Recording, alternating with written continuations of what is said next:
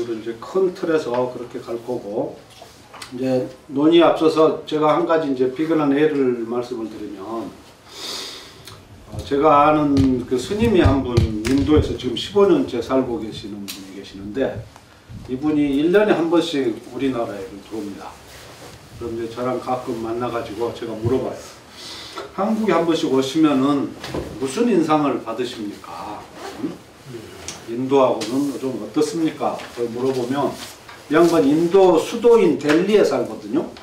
델리에 사는데, 인도는 그 델리 중심부를 벗어나서 조금만 외곽에 나가도요, 거기 신발도 못 신는 애들이 수두룩해요. 그 예수님 말씀이 한국 오면은 정말 너무너무 잘 산다는 거예요. 자가용들이 집집마다 다 한 대씩 있고, 얼굴이 그냥 다 부티가 잘잘 흐르고, 근데 왠지 얼굴들이 다 경직됐다는 거예요. 한국 사람들은 다 부자인데 경직이 돼 있고, 인도 사람들은 다 그렇게 헐벗고 남루한 차림을 하고 다니는데 왠지 웃고 다닌다는 거예요. 그러면서 그 점점 15년 동안의 그 어떤 과정의 추이를 그렇게 이야기하는 거예요. 우리가 뭔가 경제적인 부를 쌓아는 가고 있는 것 같은데, 이게 얼굴 표정에서 드러나는 거는 자꾸 긴장되고 경직되는 게 강해지는 것 같다. 그런 이야기를 하시더라고요. 종래 지금 우리나라 사람들의 삶의 어떤 모토랄까 목표로 삼고 있는 거는 다 열심히 살자 했어요. 열심히 살자. 그렇잖아요? 열심히 살아가지고 뭐 남 보란 듯이 살고 어찌 살고. 근데 이 열심이라는 게 이게 굉장히 안 좋은 겁니다. 이게 우리 황제내경의 입장에서 이 삶의 방식을 한번 잘 생각을 해봐야죠. 열심히 사는 게 과연 이게 좋은 건가? 이게 열심히 사는 거거든요. 우리나라 사람들이 이조시대 때부터 지금 이게 심장에 열 생기는 거예요. 심장에. 이게 뭐가 좋겠어요? 너무 과도한 어떤 그 집중 상태. 그러니까 이렇게 되면 나중에 뭔가를 이룰 때쯤 돼가지고 이제 몸에 병. 그렇죠? 살만 하니까 그 마누라 아파서 암 와가지고 그 집 죽어버렸다더라. 우리나라 지금 흔히 그 주변 상황들이 그렇잖아요. 저 사람 고생이 끝날만 하니까 뭐 큰 병 와버렸다더라. 이게 지금 우리 어떤 삶의 철학이나 방식이 근원적으로 뭔가가 좀 잘못돼서. 그래서 저는 이 열심히 살자를 저는 이걸 버리고, 제가 원하는 거는 무심히 살자예요. 무심히. 이게 제 모토입니다. 무심히 살자. 그러니까 이 열자가, 우리 한문 공부 간혹 하죠. 이 열자 이 밑에 이게 불화변입니다. 불화변. 그러니까 불화변 붙어 있는 글자들이 우리 초조하다고 할 때 있죠. 이 초조. 이게 불화변이거든요. 초조한 마음의 상태. 또 어떤 급격한 살이를 느끼는 게 급살이라고 그러잖아요. 살을 느낀다고 할 때 죽일 살자인데, 이 살자, 이 다 불타는 어떤 이 불화변들이 이런 데 들어있어요. 위험한 글자 안에. 그리고 이게 우리가 전 지져 먹는다고 할 때 전이 이거거든요. 전 지진다는 게 이게 전이에요. 이 지질 전자인데 이거 불로 막 지지는 거 아닙니까? 그러니까 이 상태가 이게 지금 몸으로 우리 의학적인 상태에서 말하면은 실은 굉장히 위험한 상태고 병적인 상태죠. 이 열을 내려놔야 되는데, 우리는 이거를 알게 모르게 그냥 문화 안에서 열심히 사는 이런 형태로 가니까, 특히 심장병에 열이 많고 화병에 우리 원인이 있고, 이런 게 어떤 전체적인 이런 삶의 양식 안에서 우리가 찾을 수 있는 것 같아요. 열심히 살면 결국 누구 좋은 꼴이 되냐면은 의사하고 아파가지고 심장병, 뭐 고혈압, 뭐 암 생기고 하는 거, 결국 이제 의사한테 찾아가는 거잖아요. 그러지 말고 뭔가를 내려놓고 무심히 사는 거. 이게 이제 평상심인데, 평상심을 잃으면은 실은 모든 걸 다 잃는 겁니다. 그 골프 시합에 가서 마지막에 연장전에 딱 돌입하면 누가 이깁니까? 열심히 치는 놈이 이기겠어요? 무심히 치는 놈이 이기겠어요? 네. 특히 골프 같은 이런 정교한 운동일수록요, 막판에 가가지고 심장이 열나도록 쳐버리면은 집니다. 그때 마음을 비우면서 무심히 치는 놈. 평소에 이렇게 도우 근처에서 늘 수행을 하던 마음을, 그런 사람이 마지막에 힘쓰잖아. 그 군사들이 그렇죠. 활이 특히 활, 뭐 골프 이런 굉장히 정교한 운동일수록 이 무심한 상태. 그래서 옛날 고서를 보면은 뭐라고 돼 있냐면 무심즉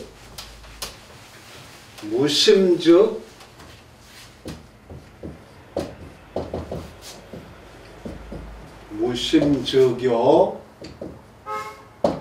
도합. 무심의 마음은 도와 합치되는 것이고, 유심, 어떤 무슨 마음을 지금 뭘 해야 되겠다고 욕심을 내는 거죠. 그러면은 유심즉여 도위, 도에서 어긋난다, 이렇게 돼 있어요. 옛날 고설로. 유심즉 뭐 하려고 하는 마음 딱 먹는 순간 벌써 도로부터 멀어지는 거예요. 그러니까 내 애들이 이제 수능 시험인데, 시험 볼 때 딱 앉아서 머리에 처음에 탁 떠오는 그거 찍어야 됩니다. 응? 거기서 머리를 더 쓰면 유심의 단계로 가면은 반드시 장고 끝에 악수돼. 저도 시험을 많이 봐왔잖아요. 응? 찍는 거, 사지선다. 탁 머리에 스치는 그거 탁 찍어 맞는데, 아닌 것 같다. 그럼 한 번 더 뒤집어가지고 생각을 열심히 해서 찍으면 꼭 틀려요. 근데 내 집안에 뭐 조카나 누구, 자제분들 누구 있으면 꼭 이야기해 주세요. 야, 너 내일 찍을 때 아무 생각 없이 탁 머리에 들고 찍은다. 그런 말.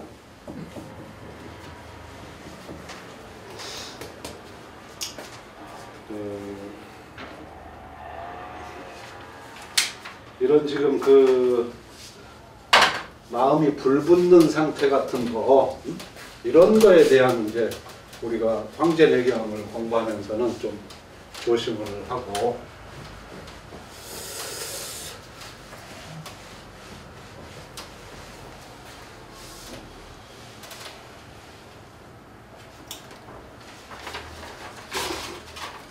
이게 이제 문화적으로 우리가 좀 배경이 있는 이야기인데요. 이렇게 된 이유에는 주역에 보면은 이렇게 돼 있습니다.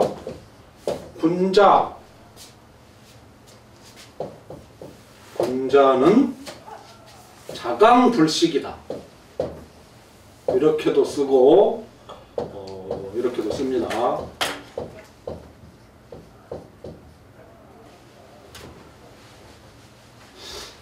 군자는 자강불식, 많이 들어보던 이야기죠. 군자는 스스로 힘써서 쉬지 않는 거예요. 자강불식.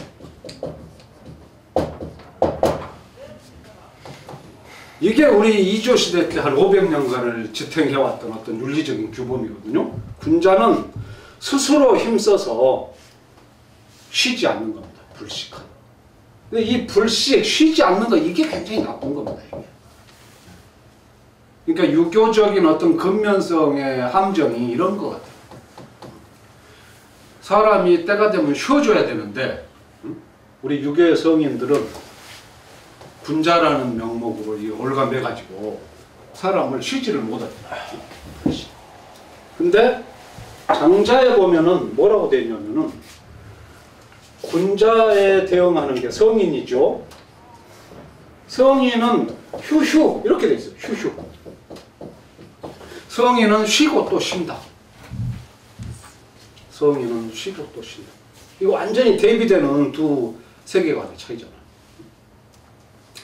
그러니까 이 식자를 보면은 이게 자자 네, 마음심인데 요게 코라는 거 그때 제가 말씀드렸죠. 갑골문을 보면은 이 그림이 이렇게 생겼어요. 이렇게 이 코를 말하는 거예요. 원래. 그러니까 마음 안에 있는 어떤 여러 가지 탁하고 사악한 기운들을 이렇게 숨을 내쉬면서 코를 통해서 숨을 내쉬는 거 이게 휴식이에요. 그러니까 우리가 뭐 할 때 야 숨 좀 돌리고 하자 그러잖아요. 좀 숨 좀 쉬자. 이게 바로 휴식의 의미인데 군자라는 명목으로 이게 쉬지를 않으니까 이게 이제 어느 순간에 가서 문제가 터져나요. 그래서 장자를 우리 옛날에 공부할 때 그 기억나시는지 모르겠는데 장자 제1장의 제목이 뭐죠? 장자 제1장. 장자 제1장이 소요유예요. 소요유. 장자가 참 재밌는 사람이죠. 그 옛날 목숨이 막 경각에 달려있는 전시 상황, 전국시대잖아요. 그때 이 사람은 자기 책의 첫 장을 소요유라고 지었어요. 소요유.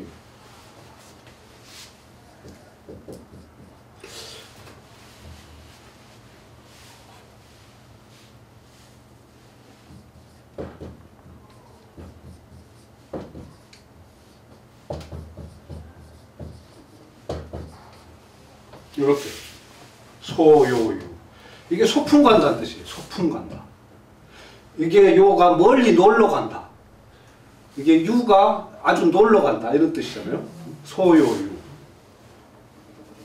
그러니까 이런 상태를 지향하는 거죠. 마음이 어떤 늘 무심한 상태, 뭔가에 함몰되지 않는 거. 늘 전체를 의식하고 편안한 상태로 평상심을 유지하는 이거.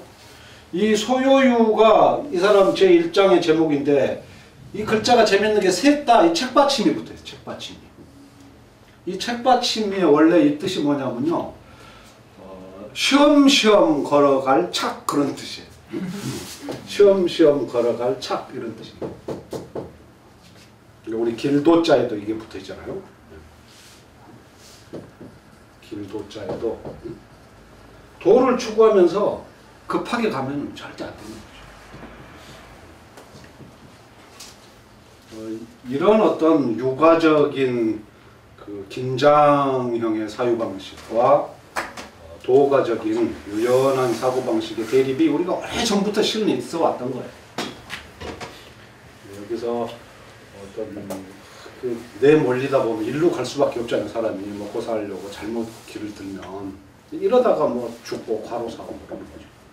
근데 우리가 어떤 번쩍하는 영감이나 아이디어는 어느 때 옵니까?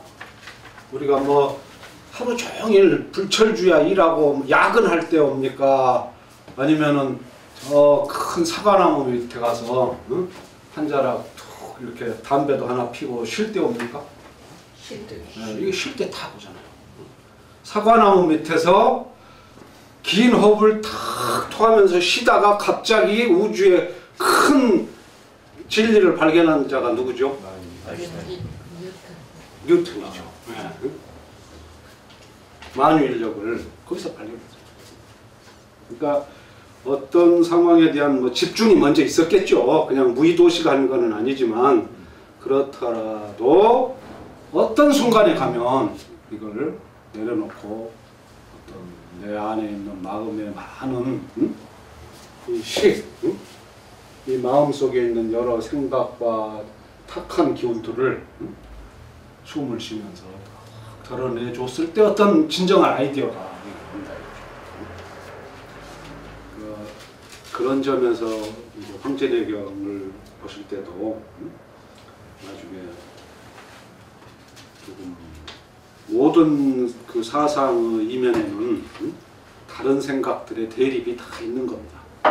그러니까 우리가 종래 한 500년 동안 너무 육아적인 사유방식에 길들여져 있어서 제가 자꾸 일부러 도가적인 사유방식을 이야기를 꺼내는 거예요. 좀 다른 분위기를 환기할 필요가 있어. 근데 이제 이 행복한 사나이 뉴턴과 정반대되는 한 사람이 있다고 쳐봐요. 과로사 직전에 있는 어떤 한 남자가 있다고 쳐봐요. 그럼 그 사람의 지금 몸의 상태는 어떻겠어요? 이게 먹은 것도 소화도 안 되고 배도 안 고프고 잠도 안 오면서 저 아래 이제 우울증이 막 있는 거지. 그리고 우울증의 그 밑으로 막 더 내려가서 마지막 그 사람의 감정에 막다른 바탕에 들어가면은 그게 분노와 적개심이라고. 분노와 적개심. 그러니까 그게 우리나라 그 정신분석학의 대가들이 써놓은 책을 보면은 뉴클리어 필링이라는 이야기래요. 핵심 감정이 뭐냐. 근데 그런 상태에 간 사람들이 겉으로는 우울한 것 같은데 결국은 우울증이라는 거는 좌절된 분노라는 거예요. 우울증이라는 게 이게 자기가 자기보다 약한 상대가 있으면 얼마든지 공격적으로 나갈 수가 있잖아요, 사람이. 근데 이게 눌려가지고 이 분노를 표출을 못해서 안으로 파고드는 이런 우울증의 관념. 그러니까 이런 사람이 있을 때 이제 이 사람을 구할 수 있는 어떤 생명의 공식 같은 게 있어야 되잖아요. 그걸 우리가 종래 공부했던 이제 오행 안에서 한번 찾아보시죠. 우리가 오행에서 상생과 상극을 공부했죠. 오행에서 상생과 상극을 공부를 했습니다. 그리고 상생보다는 오히려 상극이 훨씬 중요한 면이 있다. 그런 이야기도 제가 드렸고, 다시 잠깐 복습하는 의미에서 여기 가보면 오행은 목화토금수죠. 목화토금수. 그래서 여기가 목화, 토가 중간이고 여기 금이 있고 여기 수가 있습니다. 근데 요걸 이렇게 실은 땅에 있는 이 오행이라는 거는 하늘에 있는 음양을 우리가 세분화했다고 그랬었잖아요. 그러니까 음양이기를 오행으로 구체화시켰던 거죠. 그래서 목과 화는 실은 이게 둘 다 양이고 수와 금은 둘 다 음입니다. 그래서 대표적인 예로 꼭 찍어야 한다면 얘가 화를 대표하는 거예요. 화가. 얘가 결국은 화고 얘는 결국은 수입니다. 그러니까 우리 몸이라는 거는 실은요 전체를 다 피를 떨고 나서 핵심을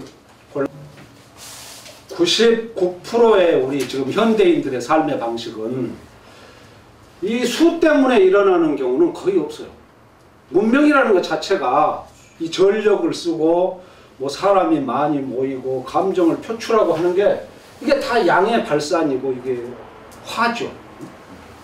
그래서 이 상극의 상극이 5가지가 있었죠. 상생이 5개 있었던 것처럼 목극토, 토극수, 수극화, 화극금, 금극목 이렇게 안에서 별 모양으로 이렇게 돕니다. 이게 목극토, 토극수, 수극화, 화극금, 금극목 이 삼각형 구조로 계속 상극을 일으키면서 도는데 결국 여기서 우리 이 화가 너무 비등한 우리 현대 문명에서 과로사를 하고 막 스트레스를 너무 받아서 분노에 쓰러지고 하는 이런 모든 사람들에게 필요한 생명의 공식은 뭐냐면 여기서 뭐겠어요?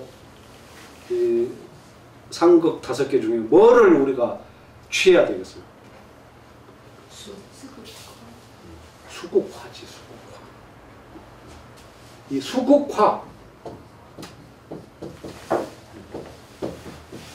이게 생명의 공식. 특히 우리 지금 우리 현대 여기에 우리가 주목을 해요. 우리가 황제내경을 오늘날 공부하는 것은 실은 이 통찰을 얻어오자. 이 관점으로 우리 몸을 이해하고 여기에 필요한 것들을 우리가 채워서 몸의 음양의 균형을 과도한 양을 촉촉한 음으로 다스릴 수 있는 그런 길을 우리가 가려고. 근데 이 수국화를 도가에서 완벽하게 수행법으로 끌어올린 개념이 있어요. 그거 혹시 들어보셨나 모르겠네요. 수승화. 수승화. 네. 그게 바로 수승화. 처음 들어보셨나요? 네. 좀 어려울 수 있어요. 이거는 좀 전문 용어일 수 있는데 이 수국화의 이 단순한 이 개념을 완전히 이제 이론화시키는 거예요. 도가 이 수행자들이 몸에 아주 위대한 연금술을 여기서 발견을 해가지고 이걸 수승화강의 개념으로 정식화시키는 거예요. 수승화강.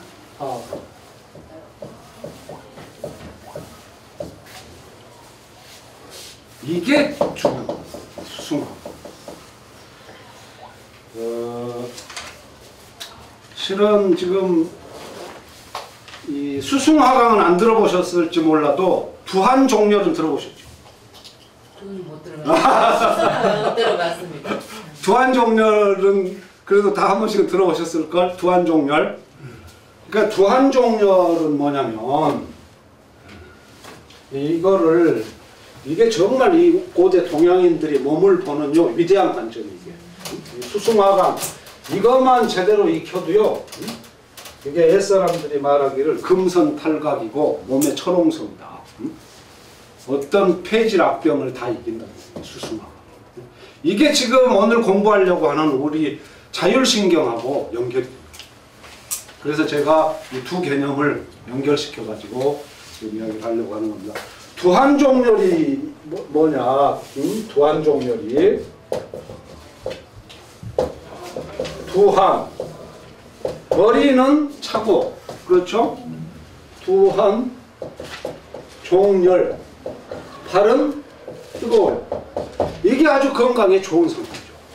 그러니까 아까 열심히는 마음에 심장에 열이 생기면은 그건 안 되는 거고 열이 생겨야 할 때는 이 단전 아래입니다. 하단전에서부터 단전이 설설 끓어야 되고 단전이 설설 끓으면 나중에 발이 따뜻해져요. 두한종렬. 그러니까 두한종렬은 몸에 나타난 결과물입니다. 두한종렬에 이른 사람은 반드시 수승화강이라는 이 과정을 거쳐서 옵니다. 이게 된 사람은 결과물로서 이렇게 나타납니다. 머리가 항상 시원해 이 사람은. 그리고 발이 따뜻해. 그러니까 판단이 명쾌하고 늘 정신과 몸이 가볍고 두한종렬. 이게 간단한 글자 같지만은요 몸 심신의 모든 결과물이 여기에 이르기 위한 내면의 어떤 그 콘텐츠가 수승화. 이 수승화강을 이제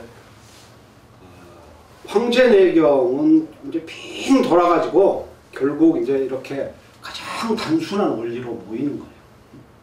몸 전체에 대한 깊은 이해를 가지고 일상생활에서 늘 쉽게 써먹을 수 있고 체득해야 할 근본적인 원리를 이제 제시하는 거죠.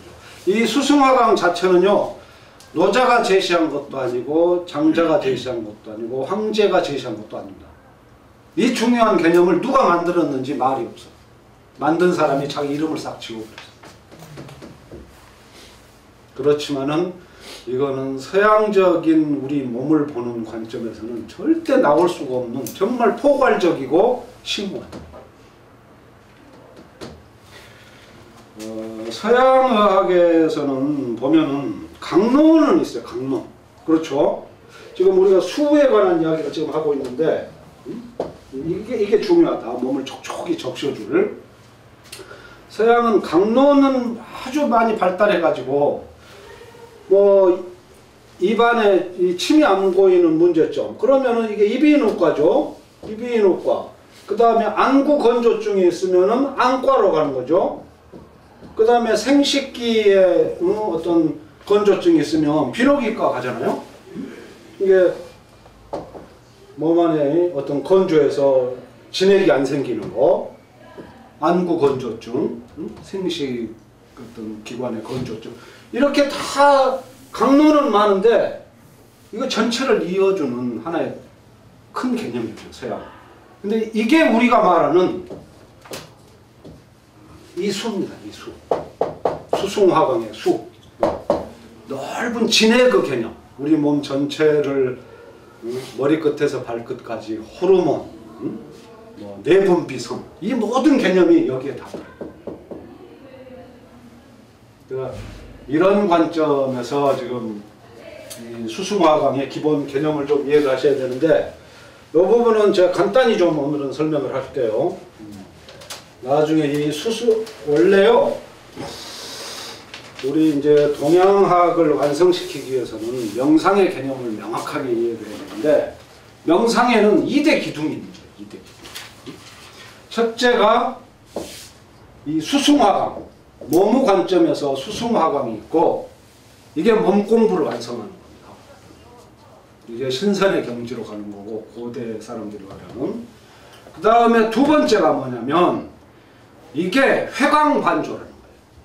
이거는 더 못 들어보셨죠? 회광반조. 오늘은 이 부분에 대해서는 운만 띄워놓는 거예요. 제가 이제 우리 강의가 오늘이 9회째인가 그렇습니다. 그래서 거의 이제 후반기 마무리할 단계가 됐기 때문에 제가 앞으로 강의는요, 마지막에 암에 대해서 한번 할 거예요. 그리고 우리 동양학의 근간을 이루는 정기신의 개념, 그 다음에 이 수승화강과 이 회광반조, 이 두 개가 이게 명상의 기준입니다. 근데 이거는 지금 다음 시간에 하기로 하고, 다음에 오늘은 지금 자율신경과 관련해서 수승화강의 개념을 이해하시게. 그래서 수승화강이라는 것은 뭐냐면, 전번에 제가 그렸던 그림을 기억하시는지 모르겠는데,